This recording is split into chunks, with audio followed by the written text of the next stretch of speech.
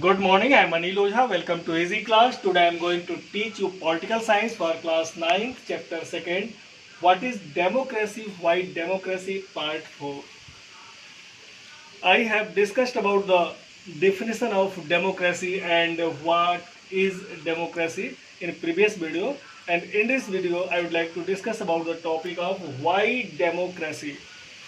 Madam Ling Do and some students are discussing about the merits of democracy and demerit of democracy. And after debating the topic of democracy, let us go over some of these arrangements, these arguments. Firstly, we should understand about the argument against democracy. Democracy में कौन कौन सी कमियां जो आमतौर पे कही जाती हैं और उसमें डीमेरिट क्या है, कहाँ कहाँ से इसकी आलोचना की जाती है, where do can we criticise about the democracy, we should understand. First, leaders keep changing in a democracy, it leads to unstability. जैसे जो लीडर्स होते हैं डेमोक्रेसी के मैटर में, अगर ये देखा जाए तो इनस्टेबिलिटी ज़्यादा होती है. इसका मतलब कि अगर उनके कार्य सही नहीं हैं तो संभावना ज़्यादा बनती है कि फिर नेक्स्ट इलेक्शन में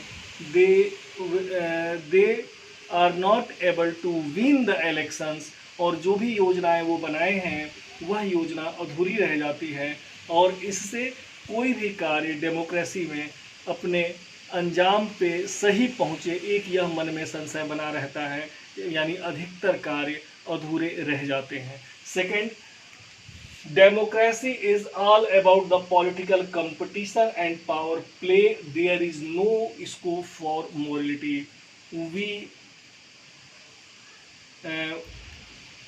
we have seen about the things in democracy that more leaders, they wanted to win the election and they use unfair means, political games, and there is no any morality in that means or their path. जब वो राजनीति करते हैं तो उसमें नैतिकता नहीं रह जाती है और राजनीति नैतिकता विहीन हो जाती है.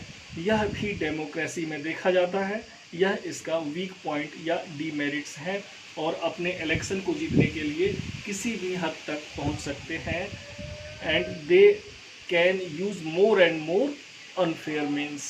Okay, next, so many peoples have to be consulted in a democracy that it leads to delay. चूँकि डेमोक्रेसी में कोई भी मैटर उस पर discussions are held many times.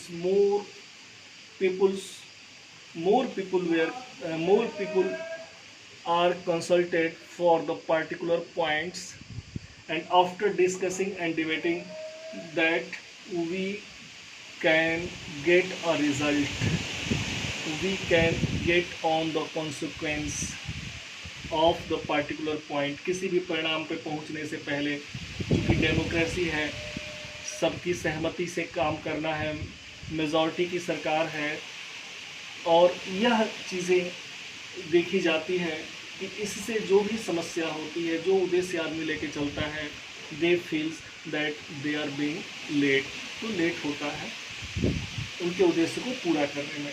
Next, elected leaders don't know the best interest of people, it leads to bad decisions. Means the leaders who are elected by the people, they are not very closer to the voters.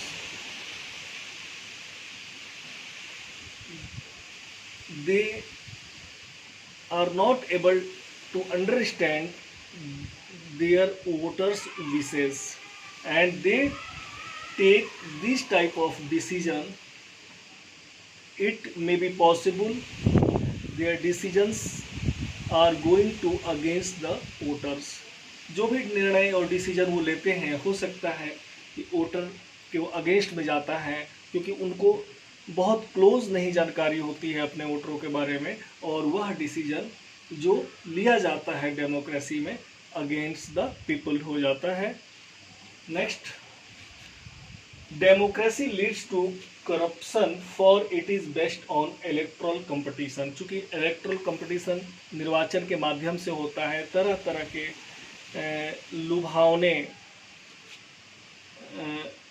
लुभावने नारे, manifesto में भी कुछ इस तरह की बातें की जाती हैं जो संभवतः पूरी नहीं की जा सके, और जनता को अपनी तरफ आकर्षित करने के लिए और वोट को किसी भी हालत पे जीतने के लिए इस तरह के हथकंडे अपनाए जाते हैं, और इससे क्या होता है, तो it leads to corruption for the society. समाज में इससे भ्रष्टाचार को बढ़ावा मिलता है।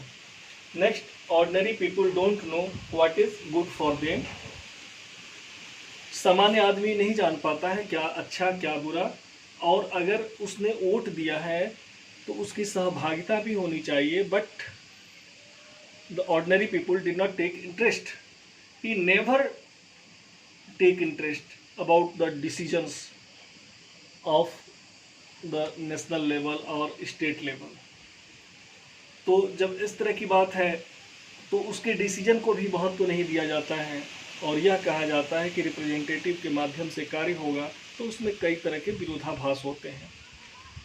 ओके, तो अगर इस तरह की बात की जाए तो we can say about the democracy, सारी चीज़ों के बावजूद कमियां हैं, but we can say that democracy is a better form of the government than any other form of the government. Democracy ऐसा नहीं है कि कोई गरीबी हटाने का कोई मैजिक सॉल्यूशन हो कि डेमोक्रेसी आया और तुरंत गरीबी हटा दिया जाए। डेमोक्रेसी को एकदम ऐसा ना माना जाए कि पेनिसिया या रामबाण दवा हो। समस्याएं तो रहेंगी ही रहेंगी, लेकिन हाँ, यह जरूर कहा जा सकता है कि democracy is the better then any other form of the government. अन्य जो डेमोक्रेसी के अलावा डिक्टेटरशिप या ऑटोक्रेट्स, ब्यूरोक्रेसी, सारे चीज़ों से बढ़िया डेमोक्रेसी फॉर्म है। Okay, next, arguments for democracy. ये तो डीमेरिट हुआ, और मेरिट भी देखा जाए कि डेमोक्रेसी में मेरिट क्या है, क्या अच्छाइयाँ हैं। So we can take about the example of China famine. China famine was happened in 1958 to 1961. This famine had a world record in world history. Nearly 3 crore people had been died at that time due to famine. चूँकि China में अकाल पड़ने से 3 करोड़ लोग मर गए, यह एक ऐतिहासिक बात है। और the same things, our country became independence in 1947, and this year in 1958 surely our country got independence, and this type of food scarcity had happened in our country. हमारे देश में भी हुआ, लेकिन चाइना की तरह हमारे यहाँ फैमिन नहीं आया, और जब से देश आज़ाद हुआ है तब से इस तरह की फैमिन नहीं आया है। जहाँ कुछ कमी भी आई है तो उसे हम फूड ऑफ स्कार्सिटी बोलते हैं। तो जो चाइना में आया, 3 करोड़ लोग मर गए, उसके बावजूद भी वहाँ पे इस तरह की बातें नहीं उठी, आवाज़ नहीं उठी, कोई अपोजिशन नहीं था हमारे। क्योंकि इसको इस तरह से देखा जाए कि चाइना में 1 पार्टी रूल है, कम्युनिस्ट पार्टी का रूल है, वो कोई अपोजिशन नहीं है, कोई इस तरह की आवाज़ नहीं उठा सकता, मीडिया को भी दबाया जाता है, तो नॉन डेमोक्रेटिक कंट्री है। चूँकि इंडिया में भी आया था, सूखा पड़ा या भोजन की समस्या हुई, तो जो अपोजिशन पार्टी है उसने आवाज़ उठाई। वह जो एक डेमोक्रेटिक कंट्री है, हम सरकार के खिलाफ बोल सकते हैं, प्रधानमंत्री के खिलाफ बात बता सकते हैं कि हाँ, प्राइम मिनिस्टर हमारी बातें सुने, चीफ मिनिस्टर से अपनी बात अपील कर सकते हैं, मीडिया अपनी बात कह सकती है। यहाँ आर्टिकल 19 के तहत फ्रीडम ऑफ एक्सप्रेशन दिया गया है, फंडामेंटल राइट। तो इस तरह की बातें चाइना में नहीं हैं। तो चूंकि हमारा इंडिया डेमोक्रेटिक है, हमारे यहाँ मल्टीनेशनल पार्टी है, कई पार्टियाँ जो विपक्ष में हैं वह अपनी बातों को रखती हैं। चूँकि चाइना में इस तरह से नहीं है, तो देखा जाए तो डेमोक्रेटिक होना बहुत ज़रूरी है किसी कंट्री के लिए, क्योंकि अगर डेमोक्रेटिक नहीं है तो क्रश किया ही जाएगा। यह एक मेरिट है डेमोक्रेसी का। Okay, we will discuss about one by one about the argument of democracy. It is more accountable form of the government. It is the first feature of the democratic, first merit feature of the democratic, कि ये accountable होती है, responsible होती है। अगर कुछ सरकार सही ढंग से कार्य नहीं कर रही है या सरकार में कहीं से कमियां आ रही हैं, तो opposition party oppose this policy. यह डेमोक्रेटिक कंट्री में होता है। चूँकि चाइना और इंडिया का हमने एग्जाम्पल दे दिया, दोनों की पॉलिसी अलग अलग है। इंडिया की पॉलिसी लिबरल और डेमोक्रेटिक पॉलिसी है और चाइना की नॉन डेमोक्रेटिक पॉलिसी है। तो वहाँ पे चूँकि क्रश किया जाता है गवर्नमेंट के द्वारा आम आदमी को, और इंडिया में आम आदमी अपनी बात कह सकता है क्योंकि डेमोक्रेटिक है। उसीलिए हम कहते हैं कि डेमोक्रेटिक में ये accountable form of the government कहा जाता है और सारे चीज़ों के लिए सरकार की जवाबदेही और जिम्मेदारी होती है। Next, democracy is the based on consultation and discussion. It improves the quality of decision makings. After debating and discussing of any special feature or policy of the government, and most policies are delayed by this consultation and discussing।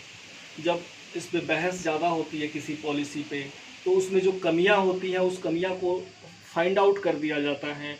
इसके बाद decision making होता है। कोशिश की जाती है कि कमियां कम से कम रहे, और कमी तो रह जाती है तो उस कमी को फिर सुधार किया जाता है। इस तरह की बात होती है। तो चूँकि जो डिसीजन मेकिंग हो रहा है डेमोक्रेटिक गवर्नमेंट में, वह सही होता है। Next, democracy enhance the dignity of citizens. Democracy is the based on the principle of political equality. Democracy is the principle of the political equality. Here we can get the political right. A general people, if he has a quality, he can participate in political election. He can give his political speech, और इस तरह से अपने राजनीतिक भाषण की स्वतंत्रता या अपनी बातों को वो कह सकता है, और लोगों के विचारों को क्रश नहीं किया जाता है। अगर कहीं क्रश किया जाएगा तो वह नॉन डेमोक्रेटिक हो जाएगा। और चूँकि डेमोक्रेटिक कंट्री में सारे विचारों को एक आम आदमी अपने हिसाब से व्यक्त कर सकता है। चुनाव लड़ने की स्वतंत्रता होती है, भाषण देने की स्वतंत्रता होती है। सरकार अगर कुछ नीतियाँ उसको सही नहीं लगती है तो उसकी आलोचना भी कर सकता है। इतनी स्वतंत्रता we can get in democratic countries. Okay, next, finally democracy is the better than other form of the government because it allows us to correct its own mistakes. It is very important feature that we have a chance to correct our mistakes, but in non-democratic country only dictator can improve his own will. But in non-democratic and also in non-democratic country, the people don't have any right to improve the decision of the dictator or non-democratic government. But in democratic government, जब इस पे गलतियां मैं बता चुका हूं कि जब इस पे बहस हो रहा है, कंसल्ट हो रहा है, डिबेट हो रहा है, जब कोई परिणाम गलत सामने आ रहा है उसको हटा दिया जा रहा है, उसके बावजूद जब पॉलिसी बना ली जाती है, फाइनल हो जाता है, उसके बाद भी कुछ समझ में आता है कि is this point has more mistakes in democratic country. A government can improve its mistakes, its own mistake. वो अपनी भी गलती को सुधार सकता है. इस तरह से डेमोक्रेटिक कंट्री के मेरिट्स हैं. And I think I have given a 4 video of these chapters, and 1 video I will provide for second chapter. And if you listen carefully all the videos more than one time, surely I believe you will able to understand everything, but you have to give the time to listen carefully my all the videos of this chapter second. Surely you understand everything. And after this, or in spite of these statements, if you feel any problem or any doubt, give comment in my comment box. Surely I will satisfy you. And for the next video, I would like to discuss about the topic of broader meaning of democracy. Thank you.